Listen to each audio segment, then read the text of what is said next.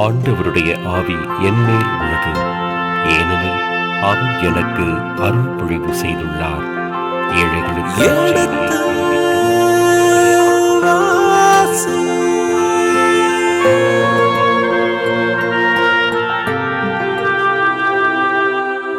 எடுத்து வாசி.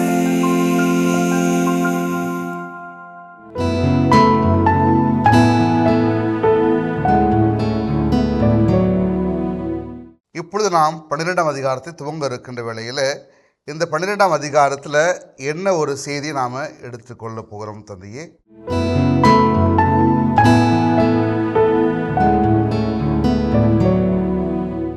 பன்னிரெண்டாம் அதிகாரத்தில் யோவாசை பற்றிய செய்திகள் இடம்பெறுகிறது. யோவாசை அரசனாக திருப்பொழிவு செய்தார். இப்பொழுது யோவாசு என்னென்ன செயல்களை செய்தார், அவருடைய ஆட்சி காலம் எப்படி இருந்தது, அவருடைய ஆட்சியினுடைய சூழல் எப்படி இருந்தது என்பதை பற்றி செய்திகள் வரும். நான் ஏற்கனவே சுட்டி காட்டினேன். யோவாசு 40 ஆண்டுகள் ஆட்சி செய்தார். அதாவது 835 796 வரை. அவர் பெயர் சபாவை சேர்ந்த சிபியாவுடைய மகன் என்றும், அதாவது அகசியாவுடைய மகன். அகசியாவுடைய மனைவி சிபியா, அவளுக்கு பிறந்தவன். எனவே 7 ஆண்டுகள் பாதுகாப்பாக வளர்க்கப்பட்டு அத்தாலியாவுக்கு பயந்து அரசனாக முடிசூடப்பட்டான். அப்போ அவனுடைய ஆட்சியில் என்ன நடக்கிறது, இதை 2 பகுதியாக பிரிக்கலாம். 21 வசனங்கள் இருக்கிறது. இதை 2 பகுதியாக பிரிக்கலாம். முதல் பகுதி 16 வசனங்கள், 1 முதல் 16. ரெண்டாவது பகுதி யோவாசுடைய வீழ்ச்சி அப்படின்னு தான் நம்ம சொல்லணும் அதை. எனவே முதல் பகுதி கோவிலை பழுது பார்த்தல், ரெண்டாவது பகுதி யோவாசுடைய வீழ்ச்சி. இந்த கோவிலை பழுது பார்த்தது 12ஆம் அதிகாரம் 1 முதல் 16. யோவாசின் வீழ்ச்சி 17 முதல் 21 முடிய. இப்போ நாம் ஒவ்வொரு வசனமாக பார்ப்போம். ஏகு ஆட்சியேற்ற 7ஆம் ஆண்டில் யோவாசு அரசராகி எருசலேமில் 40 ஆண்டுகள் ஆட்சி புரிந்தார். ஏற்கனவே இந்த கருத்தை தான் நாம் சொன்னோம். இது ஏகு ஆட்சி செய்த 7ஆம் ஆண்டு. ஏகு ஆட்சியை தொடங்கியதும் அத்தாலியா ஆட்சி தொடங்கியதும் ஒரே காலகட்டம். என்றால் 2 அரசர்கள் வீழ்கிறார்கள், வடநாட்டு அரசனும் தென்னாட்டு அரசனும். வடநாட்டு அரசன் யோராம், தென்னாட்டு அரசன் அகசியா. எனவே இந்த 2 பேருடைய வீழ்ச்சிக்கு பிறகு ஏகு வடநாட்டில் ஆட்சி பொறுப்பே இருக்கிறான். தென்னாட்டில் அத்தாலியா அரச குடும்பத்தை சேர்ந்த எல்லாரையும் கொன்று குவித்து விட்டு இவளே ஆட்சி பொறுப்பே இருக்கிறார். அத்தாலியா தான் வட தென்னாடுகளில் ஆட்சி பொறுப்பேற்ற பெண்மணி. எனவே அந்த பெண்மணி ஆட்சி 6 ஆண்டுகள் நடக்கிறது. அதன் பிறகு யோயாத்தா அல்லது மாதிரி யோசேப்பா, அந்த 2 பேருடைய திட்டப்பிரகாரம் அவர்களுடைய சூழ்ச்சி என்று கூட சொல்லலாம். அது மட்டுமல்ல, தாவீது அரச பாரம்பரியத்தை காப்பாற்றுவதில் அவர்களுக்கு இருந்த அக்கறை, இதெல்லாம் சேர்த்து யோவாசை உயிரோடு கொண்டு வருகிறது, பிழைக்க வைக்கிறது. இப்பொழுது அவன் அரசராகி 40 ஆண்டுகள் ஆட்சி செய்கிறான்.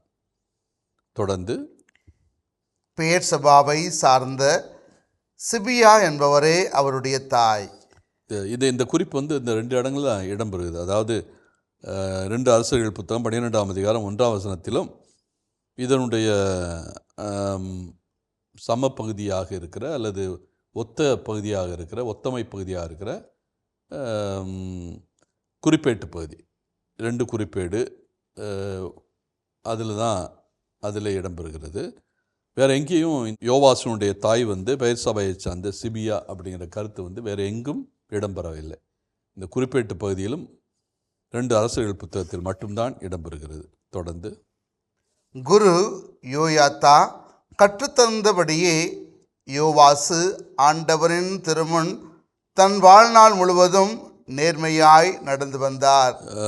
அரசர்கள் புத்தகம் அரசர்களில் வெகு சிலரை மட்டும்தான் நேர்மையாளர் அப்படிங்கிற சொல்லால் அழைக்கிறது. அப்படி நேர்மையாளன் என்று குறிப்பிட்டு சொல்கின்ற அரசர்களில் முக்கியமானவன் இந்த யோவாசு. யோசியா மன்னனையும் நேர்மையாளன் என்று சொல்லும். அதே மாதிரி எசேக்கியா மன்னனையும் நேர்மையாளன் என்று சொல்லும்.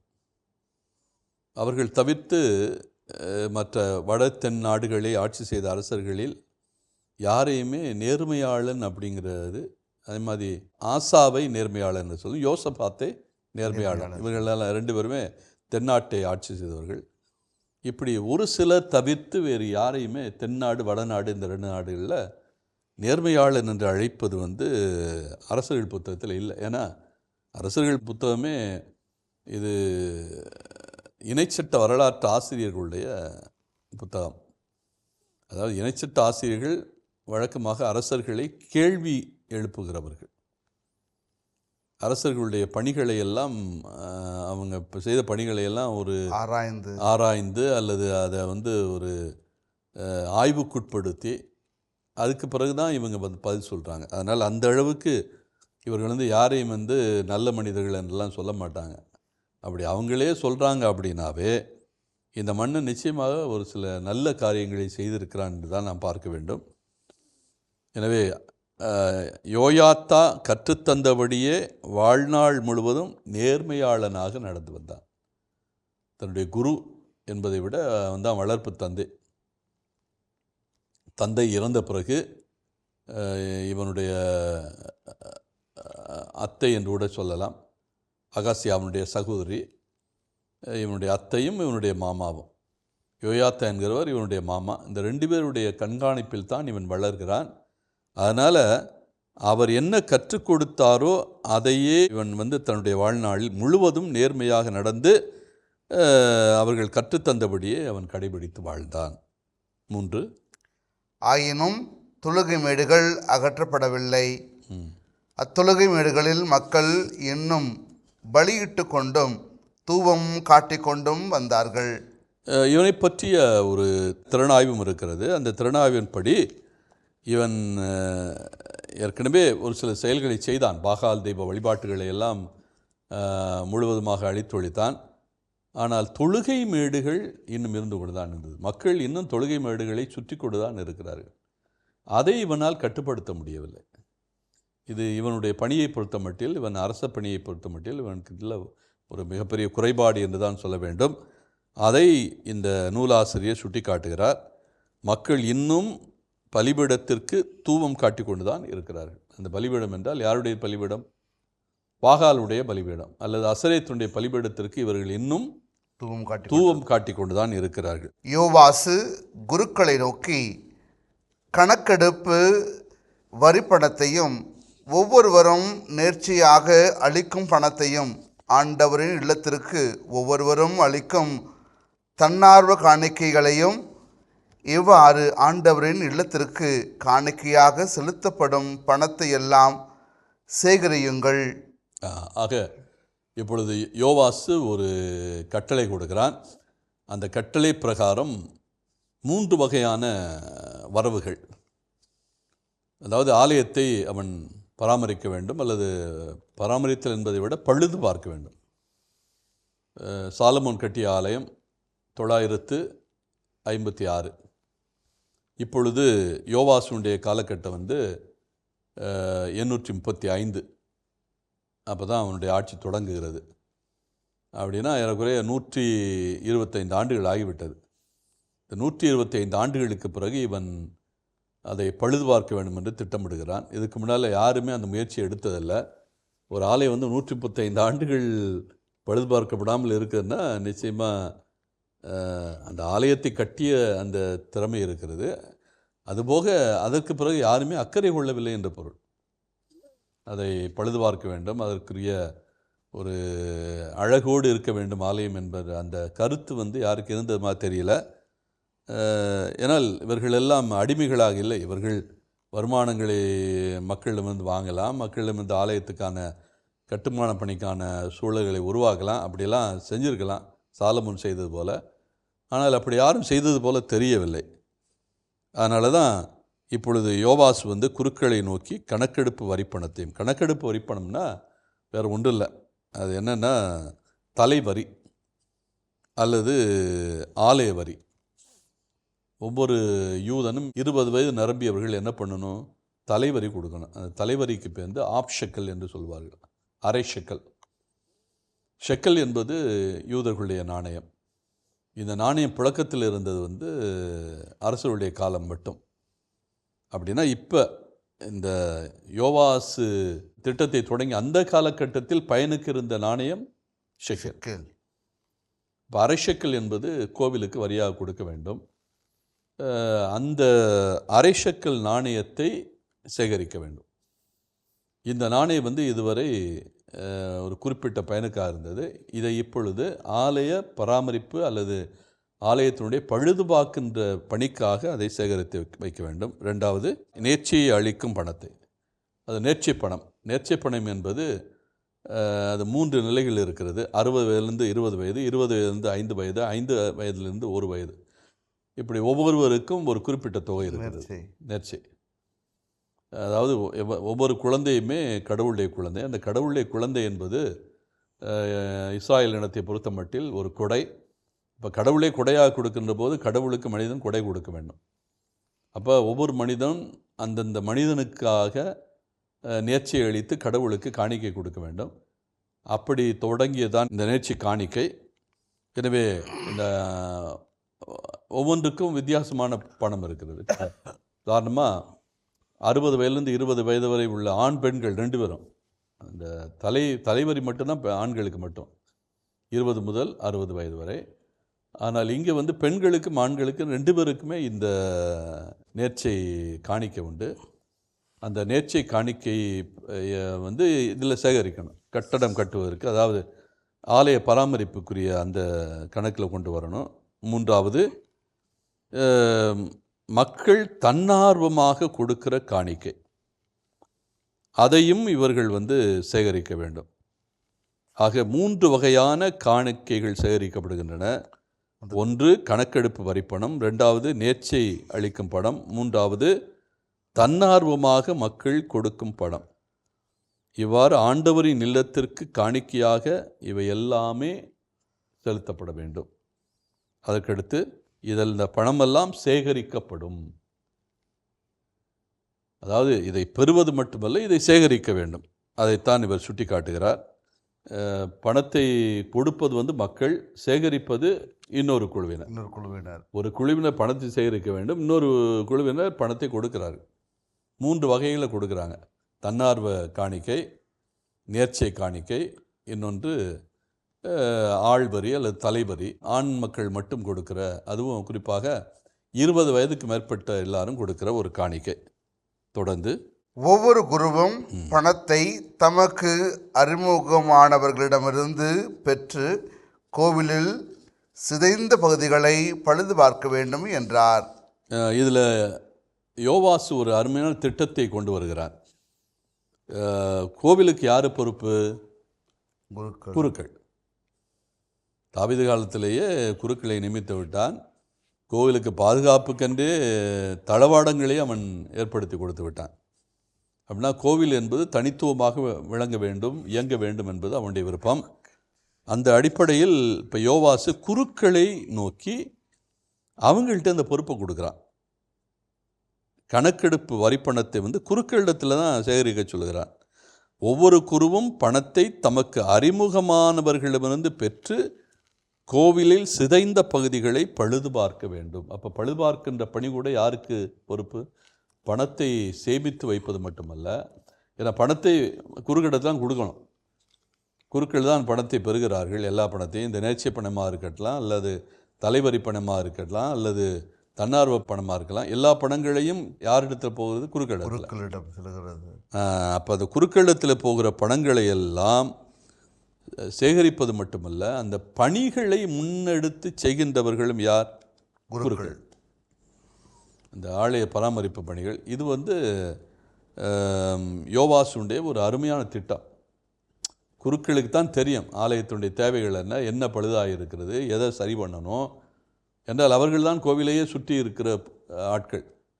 அப்போ அவர்கள் இதை செய்தார்கள் என்றால் அவர்களுக்கு வந்து எந்த இடத்துல கோவிலில் பிரச்சனை இருக்கிறது, அல்லது எந்தெந்த இடத்தை நம்ம மக்களுடைய பயன்பாட்டுக்கு இன்னும் அதிகப்படுத்தலாம் அப்படிங்கிறதெல்லாம் குருக்களுக்கு தான் தெரியும். அதனால தான் சரியான நிலையில் அவன் குருக்களிடத்தில் அந்த பணியை ஒப்படைக்கிறான். தொடர்ந்து ஆயினும் யோவாசு அரியணை ஏறிய 23ஆம் ஆண்டு வரை குருக்கள் கோவிலை பழுது பார்க்கவே இல்லை. அதாவது யோவாசு நல்ல எண்ணத்தோடு குருக்களிடத்தில் பொறுப்பை கொடுக்கிறான். ஆனால் இந்த பணங்களையெல்லாம் வாங்கி கொண்டு 3 வகையான காணிக்கைகளை பெற்றுக்கொண்டு, என்னென்ன 3 வகையான காணிக்கைகள்? ஷெக்கேல், அரை ஷெக்கேல், அது தலைவரி. 2வது அவர்களுடைய நேர்ச்சிக்கான காணிக்கை. 3வது தன்னார்வ காணிக்கை. எல்லாத்தையும் இந்த குருக்கள் வாங்கிட்டு என்ன பண்ணுறாங்க? எந்த பணிகளையும் செய்யாமல் அப்படியே இருக்கிறாங்க. எத்தனை ஆண்டுகள்? 23 ஆண்டுகள். அவன் 35 பொறுப்பேற்றான், 835 பொறுப்பேற்றான் என்றால் 23 ஆண்டுகள் என்றால் 812 வரை அதில் ஒரு சின்ன துரும்ப கூட அவங்க செய்யலை. ஆலயத்தை பழுது பார்க்கின்ற பணியில் ஒரு சிறிய செயல் கூட நடைபெறவில்லை. இன்னொன்று, அவன் சிறு குழந்தையாக இருக்கிறான். அவனுக்கு 7 வயசில் பொறுப்பெடுத்து விட்டான். இப்போ 23 ஆண்டுகள் ஆனால் 7 வயசுன்னு கூட்டம்னா 30 வயசு. இப்போ 30 வயது வரை இவனுடைய காலத்தில் கோவிலுக்கான பணம் சேர்ந்தது, கோவில் கட்டுவதற்கான வசூல்லாம் நடந்தது. ஆனால் என்ன நடக்கலை? எந்த வேலையும் நடக்கவில்லை. கோவிலை பற்றிய எந்த பராமரிப்பு பணிகளோ பழுது பார்க்கின்ற பணிகளோ நடக்கவில்லை. தொடர்ந்து, எனவே அரசர் யோவாசு குரு யோயாத்தாவையும் ஏனைய குருக்களையும் வரவழைத்து அவர்களை நோக்கி, நீங்கள் ஏன் கோவிலை பழுது பார்க்கவில்லை? உங்களுக்கு அறிமுகமானவர்களிடமிருந்து பணத்தை வாங்கி வைத்து கொள்ளாதீர்கள், அதை கோவிலை பழுதுபார்க்க கொடுத்து விடுங்கள் என்றார். ஆக யோவாசுடைய கடுமையான ஒரு சிந்தனை. அரசர் யோவாசு குரு யோயத்தாவையும் ஏனைய குருக்களையும், இதுக்கு காரணகர்த்தாவாக இருக்கிறது யோயாத்தா. யோயாத்தாவுடைய பொறுப்பில் தான், அதாவது குருக்களுடைய பொறுப்பில் கொடுக்கிறார் என்றால் என்ன பொருள்? குருக்களுடைய தலைவர் யார்? யோயாத்தா. அப்போ இந்த செயலையெல்லாம் செய்ய வேண்டியவர் யார்? யோயாத்தா. ஆனால் யோயாத்தா அதில் ஒரு துரும்பை கூட அவர் நகற்றவில்லை. பணமெல்லாம் வருகின்றது, மக்கள் பணம் கொடுக்கிறார்கள், ஆனால் எது நடக்கலை? பழுது பார்க்கின்ற பணி நடக்கலை. இப்போ இதுவரை நம்ம யோயாத்தா ஒரு நல்ல எண்ணத்தில் பார்த்தோம், ஒரு நல்ல செயலை செய்யக்கூடியவராக பார்த்தோம். அதுவும் குறிப்பாக ஒரு தாவீதுடைய கோத்திரத்தையே காப்பாற்றி அந்த நிலைநிறுத்தி காட்டியிருக்கிறார். அதெல்லாம் உண்மையிலே ஒரு பாராட்டத்தக்க செயல். ஆனால் இந்த கோவிலை பழுது பார்க்கின்ற அந்த சிந்தனையை பொறுத்த மட்டில் இவர் என்ன பண்ணுறாரு? யோவாசு முழுக்க குருக்களை நம்பியவர். இப்பொழுது குருக்கள் செயலற்று போவதை பார்க்கிறார். அதுவும் குறிப்பாக அந்த குருக்களுடைய தலைவர் யார்? யோயாத்தா. யோயாத்தாவே இந்த பணியை முடுக்கிவிடவில்லை என்பது இவருக்கு ரொம்ப கோபமாக இருக்கிறது. எனவே அவர் குரு யோயாத்தாவையும் ஏனைய குருக்களையும் வரவழைத்து அவர்களை நோக்கி, நீங்கள் ஏன் கோவிலை பழுது பார்க்கவில்லை? உங்களுக்கு அறிமுகமானவர்களிடமிருந்து பணத்தை வாங்கி வைத்து கொள்ளாதீர்கள் அப்படின்னு கட்டளை போகிறார். இனிமேல் பணம் நீங்கள் பெறக்கூடாது. இதுவரை வாங்கி வைத்து என்ன பண்ணாங்க? சாமி கும்பிட்டுக்கிட்டு இருக்காங்க பணத்துக்கு. அதான் நடந்தது. ஏறக்குறைய 23 ஆண்டுகளும் கோவிலுக்கான பராமரிப்புக்காக பழுதுபார்ப்புக்காக இவர்கள் என்ன செய்கிறார்கள்? பணம் வசூலித்து கொண்டு இருக்கிறார்கள். ஒவ்வொரு பலியும் நடத்துகின்ற போது அவர்கள் பணம் வருவாய் வந்து கொண்டே இருக்கிறது. ஆனால் இந்த பணத்தை எதற்கு அவர்கள் பயன்படுத்தவில்லை? ஆலய பராமரிப்புக்கு பயன்படுத்தவில்லை. அதனால தான் அழுத்தம் திருத்தமாக சொல்கிறார் யோவாசு, இதை கோவிலை பழுது பார்க்க கொடுத்து விடுங்கள் அப்படிங்கிறார். இந்த பணம் உங்கள் கையில் இருக்கிறதுல எந்த பயனும் இல்லை. அப்போ உண்மையிலே அந்த பணத்தினுடைய பயன் கிடைக்கும்னா என்ன பண்ணணும்? அந்த பணத்தை நீங்கள் பயன்படுத்த வேண்டாம். 23 ஆண்டுகளாக நீங்கள் சும்மா இருந்தீங்க. அதனால் இனிமேல் நான் உங்களிடத்தில் பொறுப்பை கொடுக்க மாட்டேன். இந்த பணத்தை எல்லாம் மீண்டும் இந்த கோவில் பராமரிப்புக்கு நீங்கள் ஒதுக்கி விடுங்க அந்த பொறுப்பை வந்து என்னிடத்தில் கொடுத்து விடுங்கள் என்று சொல்லி அந்த கோவில் பராமரிப்பு அல்லது பழுதுபார்க்கின்ற அந்த வேலைக்கு இதுவரை குருக்களை நியமித்திருந்த அந்த நிலையிலிருந்து முற்றிலுமாக அவன் மாற்றினான். அதுதான் இந்த பகுதியில் நாம் அழுத்தம் திருத்தமாக பார்க்கிறோம். இனிமேல் இந்த கோவில் பராமரிப்பு பணிகளை செய்ய போகிறவர்கள் யார்? குருக்கள் அல்ல. அப்போ இவன் வேறு யாரையாவது நியமிக்கப் போகிறானா? அந்த கேள்விக்குரிய பதில்தான் தொடர்ந்து நமக்கு வரப்போகிறது. அவ்வாறே குருக்கள் மக்களிடமிருந்து பணத்தை இனிமேல் பெற்றுக்கொள்வதில்லை என்றும் கோவிலை பழுதுபார்க்கும் பொறுப்பேற்பதில்லை என்றும் ஏற்றுக்கொண்டார்கள். அந்த விதத்தில் ஒரு நல்ல முடிவு. அதாவது இதை வந்து தங்களுக்கு ஏற்பட்ட ஒரு தனிப்பட்ட பாதிப்பாக நினைக்காம யோயாத்தாவும் குருக்களும் அரசனை பொறுத்த மட்டில் யோபாசு யோயாத்தை விட சின்ன பையன்தான். 30 வயசு தான் இந்த முடிவு அவன் எடுக்கிற போது. 30 வயசில் அவன் முடிவு எடுக்கின்ற போது யோயாத்தா வந்து அவர் செயல்படவில்லை. அது உண்மைதான். இவனை பாதுகாப்பதில் எவ்வளவு செயல்பட்டாரோ அதில் ஒரு சிறிதளவு கூட இந்த ஆலய பராமரிப்பு அல்லது ஆலய பணியில் வந்து அவர் செலவழிக்கலை. பணம் வந்ததெல்லாம் வாங்கி வாங்கி வச்சிருக்கிறாங்க. இதை அவர்கள் தவறாக பயன்படுத்தியதாக தெரியவில்லை. அந்த குறிப்பு இல்லை, இந்த புத்தகத்தில் இல்லை, குறிப்பேட்டு புத்தகத்திலும் இல்லை. அந்த பணத்தை சேமித்து வைக்கிறார்கள். ஆனால் சேமித்த பணத்தை ஆலயத்தினுடைய பராமரிப்புக்கோ அல்லது பழுதுபார்க்கவோ பயன்படுத்தவில்லை. அதனால தான் நீங்கள் வந்து பழுதுபார்க்க வேணாம், நீங்கள் பணம் வாங்க வேணாம் என்று யோவாசு முடிவெடுத்த உடனே அந்த முடிவை குருக்கள் ஏற்றுக்கொள்கிறார்கள். இனிமேல் நாங்கள் மக்களிடமிருந்து பணத்தை நாங்கள் வாங்கப் போவதில்லை, நாங்கள் இந்த பராமரிப்பு பணிகளை செய்வதற்கு நாங்கள் தயாராக இல்லை, எங்களை இதிலிருந்து விலக்கி விடுங்கள் என்று சொல்லிவிட்டார்கள். இது ஒரு நல்ல முடிவு குருக்களை பொறுத்த மட்டில். ஏன்னா இதுவரை அவங்க செய்யாது 23 ஆண்டுகள் செய்யாமல் இருந்துவிட்டு இனிமேலும் நீங்கள் செய்யுங்கள் என்று சொன்னாலே அது சரியாக வராது. இல்லை எங்களுடைய பொறுப்பிலே ஒப்படைத்து விட்டீர், நாங்கள் இனிமேல் சரியாக செய்கிறோம் என்ற முடிவுக்கும் வர முடியாது. அதனால் அவங்க வந்து சரியான ஒரு முடிவை எடுத்திருக்கிறார்கள். இனி அரசனுடைய பாடு, அரசனே இந்த பராமரிப்பு பணிகளை செய்வதற்குரிய ஏற்பாடுகளை செய்யலாம் என்று ஒதுங்கி கொண்டார்கள். இதன் தொடர்ச்சியை அடுத்த பகுதியிலே தொடர்வோம். அதுவரை இணைந்திருங்கள். இயேசுவுக்கே புகழ், இயேசுவுக்கே நன்றி, மரியே வாழ்க. அந்த பெட்டியில் வந்து யார் யார் பணம் கொடுக்க விரும்புகிறார்களோ அத்தனை பேரும் அதில் பணத்தை செலுத்த வேண்டும். அதாவது மக்களிடமிருந்து இவர்கள் இனிமேல் வசூல் செய்ய மாட்டார்கள், மக்களிடமிருந்து பணத்தை இவர்கள் பெற மாட்டார்கள் இந்த கோவிலுக்கென்று. ஆனால் கோவிலுக்கு காணிக்கையாக வரும், அதை குருக்கள் தான் வாங்க வேண்டும்.